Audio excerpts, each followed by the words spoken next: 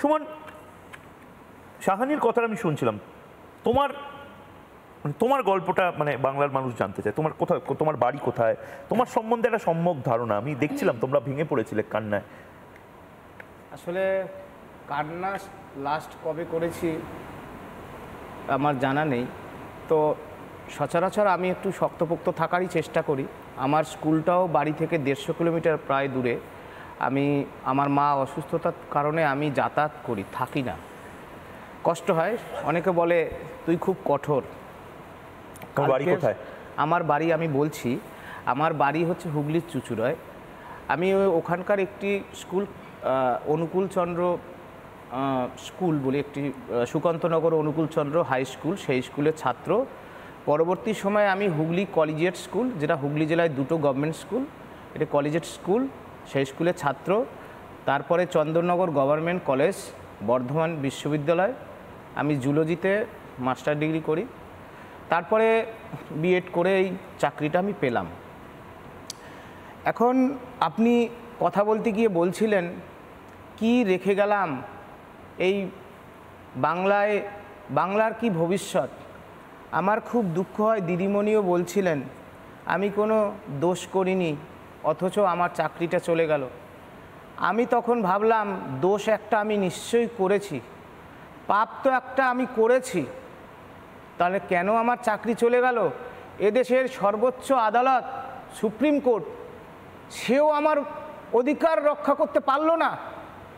আমি এই রাজ্য সরকার, রাজ্যের আমাদের যিনি অভিভাবিকা, যিনি সংবিধানকে শপথ নিয়ে, মাননীয় মুখ্যমন্ত্রী যিনি শপথ নিয়ে আমাদের মুখ্যমন্ত্রী হয়েছেন, তাদের যে মন্ত্রী পরিষদ, তাদের যে আরও যারা রয়েছে, তাদের দুর্নীতি, প্রাক্তন শিক্ষামন্ত্রী বর্তমানে জেলে, তাদেরকে আমি ঘুষ দিতে পারিনি।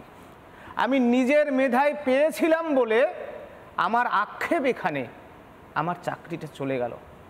এই চাকরি চলে যাওয়ার সাথে সাথে ময়ূকদা একটা এখনও আমরা বুঝতে পারছি না, এই প্যানেলে যারা বৈধ রয়েছেন তারা বুঝতে পারবেন আগামী মাসে। কেন?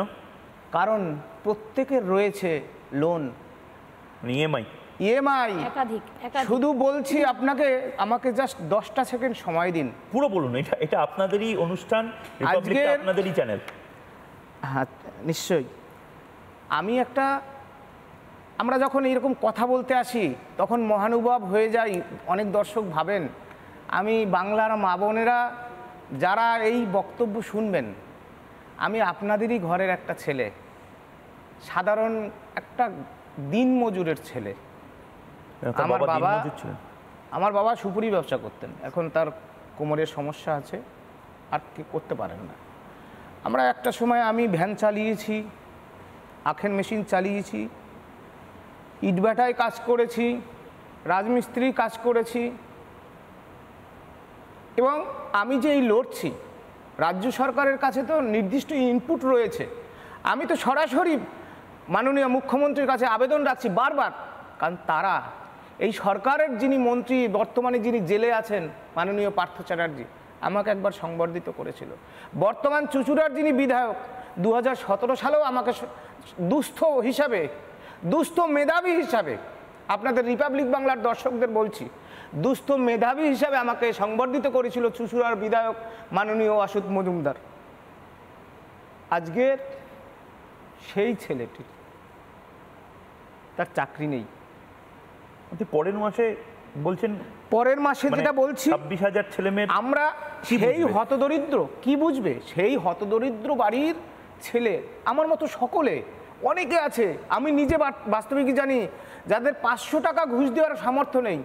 সেই সাধারণ খেতে খাওয়া ঘরের আদিবাসী, তপশিলি, মুসলমান ঘরের সন্তানদের চাকরি হয়েছে, তাদের লোন, তাদের ঘর বাড়ি ছিল না, আমাদের ঘর বাড়ি ভালো ছিল না, তো ভাতের থালায় ব্যাঙ উঠে পড়তো, তাদের লোন আছে। কতদিন ধরে চাকরি করছেন? কতদিন মাইনে পেয়েছেন? 6 বছর প্লাস, 6 বছর প্লাস চাকরি করার পর দেখলাম আমার চাকরি নেই। এই লোন আগামী মাসে কিভাবে শোধ করব? যা করেছি, বাবা মা ভেবেছিল সুখের দিন বোধহয় এলো, ছেলে আমার চাকরি করছে মাস্টার মশাই। আজকে সেই ছেলের চাকরি নেই, মা বাবার মা বাবার কথা কি বলবো, আমার তো গায়ে কেরোসিন ঢেলে আগুন জ্বলে মরে ছাড়া তো উপায় থাকবে না। এই ধরনের কথা, এটা আক্ষেপের কথা। আমি জানি আপনার গলা ধরে আসছে, এটা আক্ষেপের কথা। এই জায়গায় আমরা পৌঁছে গেছি কেন ময়ূকদা? আমরা পৌঁছে গেছি দুর্নীতি।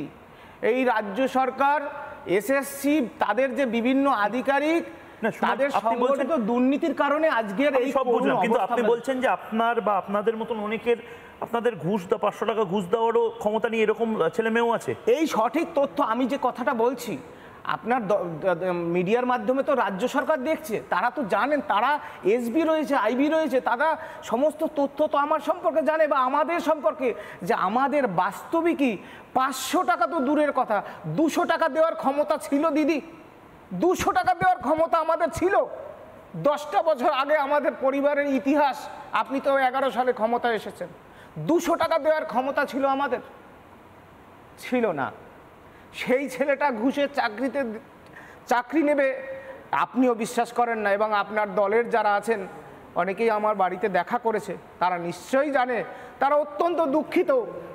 এরকম একটা তফসিলি পরিবারের একটা সাধারণ ঘরের ছেলের চাকরি চলে গেল, গ্রাম বাংলার সাধারণ ঘরের ছেলে চাকরি চলে গেল, যার প্রথম পুরুষ বংশের প্রথম কেউ চাকরি করছে, তার শিক্ষকতার মতো চাকরি, সেই চাকরি চলে। আপনাদের বংশ কিছু মনে করবেন না, মানে আপনাদের বংশে আপনি প্রথম, আমার বংশে আমি প্রথম কোনো ব্যক্তি যিনি শিক্ষক হয়েছিলেন, স্যার, মাস্টার মশাই, যিনি শিক্ষক হয়েছি। পয়সা ইনকাম করা আর শিক্ষকতার মতো একটা মহান পেশা অর্জন করার মধ্যে বিস্তর পার্থক্য রয়েছে, সেটা আমার বংশে আমিই প্রথম কেউ যিনি মাস্টারমশাই হিসাবে স্বীকৃতি পেয়েছি।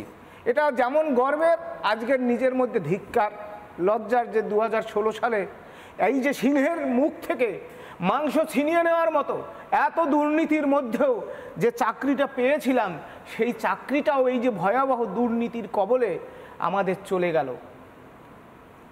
এর জন্যই আমি অত্যন্ত ব্যথিত, শুধু ব্যথিত নয়, হতাশায় দিন গুনছি যে আগামী মাসে কিভাবে ইএমআইটা দেব, কি করব। আমার ছোট একটি বাচ্চা আছে, আমরা যৌথ পরিবার, একসাথেই থাকি, বাবা মা, আমার ভাই আছে।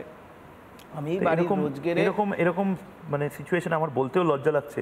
মানে আপনি মানে কিছু ভেবে রেখেছেন ব্যাকআপ প্ল্যান? আমি ব্যাকআপ প্ল্যান বলতে কিছু না, আমাদের একটা টোটো আছে। হ্যাঁ, আমার এখন সত্যি কথা বলতে যে যাই বলুক, লজ্জার তো বিষয় নেই। আমার যা ইএমআই রয়েছে, আমার ওই বাড়িটায় তো আমার বাবা মাকে রেখেছি, আমাকে যেভাবেই হোক সত্য করতে হবে, নইলে আমাকে অ্যারেস্ট করবে, বাড়ি কবজা করবে, সেটা আমি দেবো না। আমি ওই টোটোটা চালাবো আজকের পর। আজকে যেহেতু আপনি প্রোগ্রামটা রেখেছেন, যে এছাড়া আমার কাছে এই মুহূর্তে আর কোনো অপশন আমি দেখছি না। আর আমি পড়বো, যদি যা সিস্টেম হয় আমাকে তো মানতে হবে, চাকরি পেতে হবে, আমার পরিবারকে দেখতে হবে, আমার ছোট বাচ্চা আছে, তাদের ভবিষ্যৎ আছে, আমারও জীবনযাত্রার পরিবর্তন হয়েছিল, মানের পরিবর্তন হয়েছিল, সেই জায়গা থেকে আমাকে আবার নতুন করে কিছু ভাবতে হবে। শুধু ময়ূকদা একটা কথা আপনাকে বলবো, আমরা তো চাকরি পেয়েছিলাম 2019 সালের 10ই জানুয়ারি। আমাদের কনফার্মেশন দেওয়া হয়েছিল 2 ইয়ার্স প্রবেশনারি পিরিয়ড, বলেছিল 2 বছর স্যাটিসফ্যাক্টরি সার্ভিস দেওয়া হলে কনফার্মেশন দেওয়া হবে। একটা তথ্য বলছি, 2 বছর কনফার্মেশন স্যাটিসফ্যাক্টরি সার্ভিস দিলে তাদের কনফার্মেশন দেওয়া হয়। এই সরকার, তাদেরই যে শিক্ষা বিভাগ, স্কুল সার্ভিস কমিশন, তারা কিন্তু আমাদের কনফার্মেশন দিল না, দিতে পারলো না, দিতে পারলো না। কারণ তারা জানে আজকে 6 বছর হয়ে গেছে, খুব 2টো জেলা ছাড়া 11-12 ছাড়া কাউকে কনফার্মেশন দেয়নি। কেন দেয়নি? এরা জানতো যে কি বিস্তর দুর্নীতি করেছে, কি বিস্তর শিক্ষকতার মতো একটা পেশা, একটা চাকরি টাকার বিনিময়ে এরা বিক্রি করেছে। এবং লাস্ট কথা একটা বলছি, এর ফলে এই কনফার্মেশন তো দিলই না, যেটা ক্ষতি করলো, আপনি বলছিলেন চাকরি দিতে পারছে না, 10 লক্ষ চাকরি দেওয়ার কথা বলছে দিদি, অথচ সবাই বলছেন আমার কাছে চাকরি রেডি, ডবল চাকরি দেব। অথচ দিদি, আমাদের হকের পাওয়া, নিজের মেধায় পাওয়া দিদি, সব তো আপনার কাছে খবর আছে, এত চিৎকার করছি, সেই নিজের মেধায় পাওয়া চাকরিটা কেড়ে নিলেন, পারলেন না এই দুর্নীতিটা আটকাতে। সংবিধানকে শপথ নিয়ে ক্ষমতায় এসেছিলেন দিদি, এটা আপনার রাজ্যের একজন হতভাগ্য নাগরিক হিসাবে আপনার কাছে কাতর আবেদন। সুমন, তুমি যখন এই কথাগুলো বলছিলে আমার আজকের তোমার এই ভেঙে পড়া, আমি জানি তুমি ভেঙে পড়বে না, তোমরা ভেঙে পড়বে না, কিন্তু আজকের এই ভেঙে পড়া এবং যেদিন প্রথম রায়টা এলো সেদিনের যে তোমার রুদ্র রূপ, তুমি সেদিন যেভাবে তোমাকে ইরিটেটেড আমি দেখেছিলাম, সেটা একবার পিসিআরকে বলবো। একবার সেদিন এই সুমন বিশ্বাস কি বলেছিল একবার শুনুন। হাজারো হাজারো দেখছেন কি কান্নার রোল বয়ে গেছে, তাদের প্রত্যেকের আজকে চাকরিটা বাতিল। এর দায় মুখ্যমন্ত্রীর, এই দায় নিয়ে রাজ্যের মুখ্যমন্ত্রী পদত্যাগ করুন, অবিলম্বে রাজ্যের মুখ্যমন্ত্রী পদত্যাগ করুন। তার আর ওই চেয়ারে থাকার এক মুহূর্ত অধিকার নেই। তবে দিদি, আপনাদের মিডিয়ার মাধ্যমে জানাই, এই লড়াই কিন্তু ক্ষান্ত হবে না। এই দুর্নীতির বিরুদ্ধে মুখে গরম লোহা নিয়ে জীবনের শেষ রক্তবিন্দু দিয়ে আমি কিন্তু এই রাজ্য সরকারের বিরুদ্ধে লড়বো। আমরা লড়বো, তার জন্য প্রস্তুতি নিচ্ছি। নিশ্চয় হতাশা আছে, দুঃখ আছে, কিন্তু জীবন শেষ হয়ে যায়নি। মুখ্যমন্ত্রী, যে আন্দোলনের রক্ত আমাদের হৃদয়ে রয়েছে, সেই আন্দোলনের আগুনে নবান্নের 14 তলা থেকে আপনাকে বিদায় নিতে হবে। প্রস্তুতি নিন, প্রস্তুতি নিন। আমি রাজ্যের একজন হতভাগ্য শিক্ষক হিসাবে আপনাকে জানিয়ে রাখলাম, আপনি প্রস্তুতি নিন। নানা ধরনের কন্টেন্ট দেখার জন্য লাইক করুন, শেয়ার করুন আমাদের ফেসবুক পেজ, সাবস্ক্রাইব করুন আমাদের ইউটিউব চ্যানেল। পাশাপাশি অন্যান্য ব্রেকিং নিউজের জন্য অবশ্যই চোখ রাখুন রিপাবলিক বাংলায়।